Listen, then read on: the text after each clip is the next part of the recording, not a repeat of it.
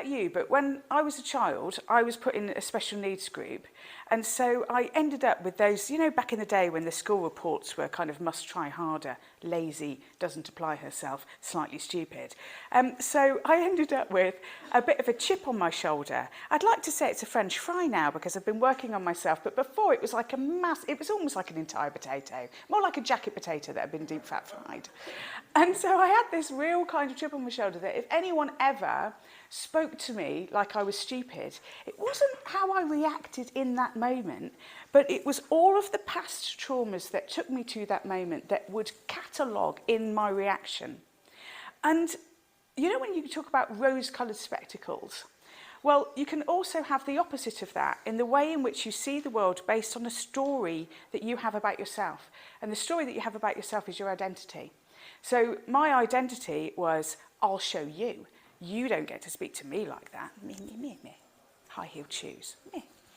And so with having that, with that filter on, if someone would send me an email, I would read it with that filter on, especially if I was cold, hungry or tired, you know, or certain times of the month. I just would look at it with a different way of looking at it. Instead of looking at it probably with the intent that it came in.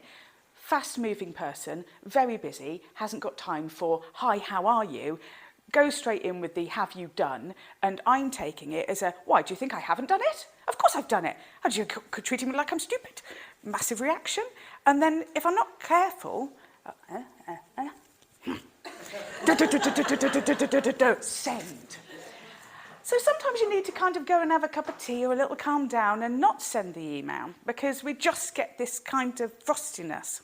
And what's actually happening in the brain, because there's something going on, believe it or not, in my brain sometimes, we go into the amygdala fight or flight response.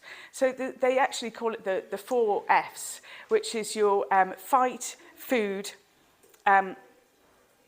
procreate, and flee.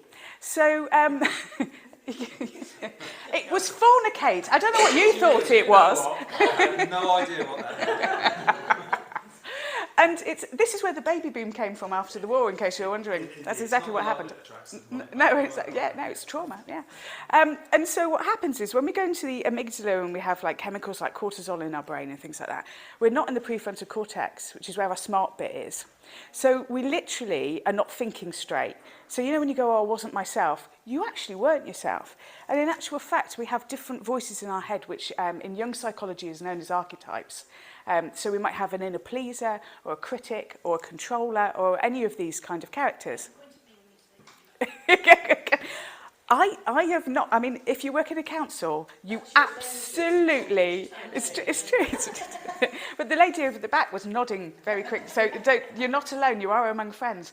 I am definitely a controller, I know I am, and I have to be really mindful because I also, with that chip on my shoulder, that has a big reaction to being stupid, I like to be the smartest person in the room. And in order to be the smartest person in the room, I have to consider everyone else to be an idiot. I'm ever so sorry. Imagine me as a counsellor. Oh my God, that would be awful. You know, because then it's like, I think you'll find. And then I spout out the thing that someone else just said. Oh yes, that's what I would do. I would be that person. So you can imagine that our limiting beliefs and then these archetypal characters kind of come out in councils because councils are set up in a particular way that does not work well for what it is to be human.